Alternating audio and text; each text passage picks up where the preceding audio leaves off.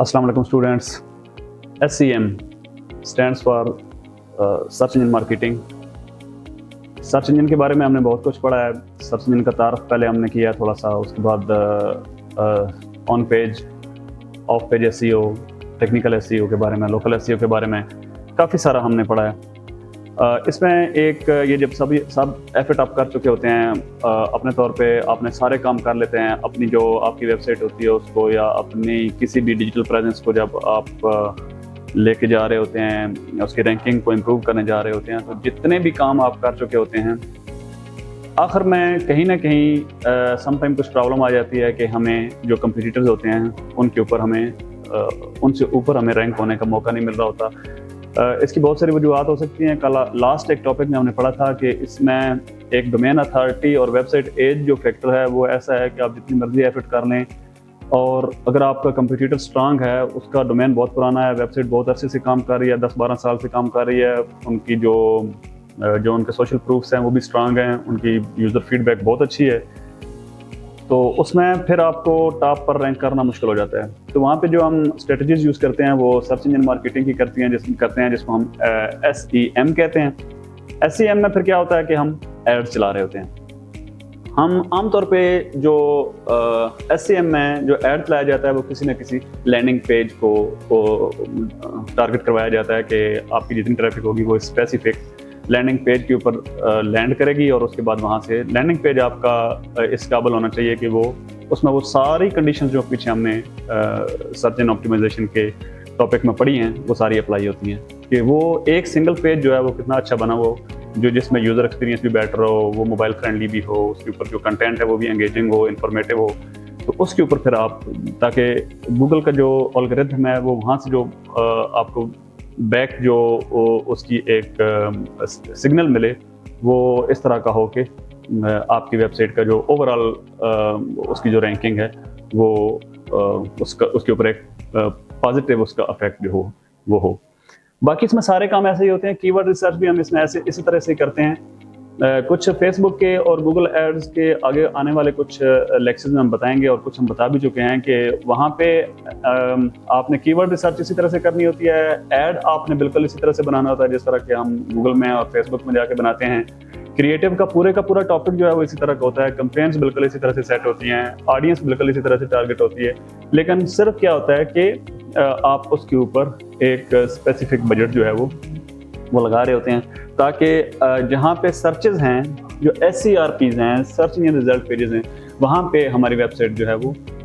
अगर top rank organic तरीके से नहीं कर रही, तो ये फिर एक पेड तरीका है कि आप उसको वहाँ पे शो करवा सकते हैं। इसमें भी क्वालिटी स्कोर जो है वो आपका इसी तरह ही काम कर रहा होता है, उसके एल्गोरिथम बिल्कुल इसी तरह ही काम कर रहे होते हैं जिस तरह के बाकी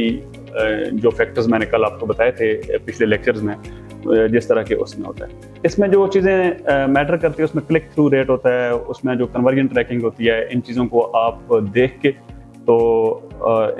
इनको एनालाइज करके तो आप जो है वो बेहतरीन एक SEM स्ट्रेटजी जो है वो डेवलप कर रहे होते हैं। SEM का सिर्फ और सिर्फ, बाकी समझ लें कि जितना भी आपने काम करना होता है वो जो आपकी SEO की स्ट्रेटजीज हैं उसके मुताबिक ही करना होता है, लेकिन सिर्फ और सिर्फ एक जो है कि कहीं जाके आप स्टक हो जाते हैं, आपका कंपटीटर जो है वो आपसे ऊपर रैंक कर रहा है और आपको जगह नहीं मिल पा रही,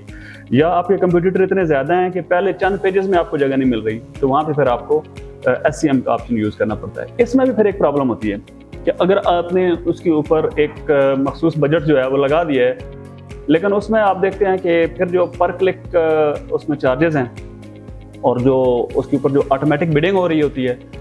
अगर आपका कंपटीटर भी, जिस तरह के मैं आपको एक मिसाल देता हूँ कि होस्टिंग का जो बिजनेस है, वेब होस्टिंग में कंपटीटर जो है वो कंपटीशन आपका बहुत स्ट्रांग होता है, वहाँ पे बहुत सारे जो वेब होस्ट हैं वो अपनी मार्केटिंग, सर्च इंजन मार्केटिंग कर रहे होते हैं। वहाँ पे फिर बात आ जाती है कि ऑर्गेनिक से भी आगे एक मरला जो SEM का है, फिर SEM से आगे आपकी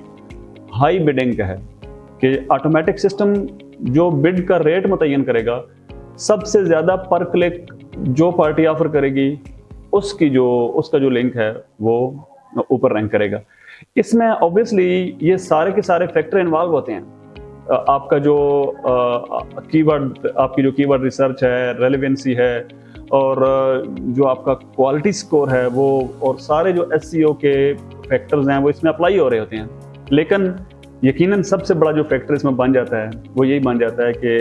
کون جو ہے وہ پر کلک زیادہ پیسے پے کر رہا ہے. تو اس میں بھی پھر آپ کو دیکھنا ہوتا ہے کہ اگر آپ SEM کا آپشن یوز کرنے کے باوجود آپ کی جو ویب سائٹ ہے یا آپ کا جو لنک ہے وہ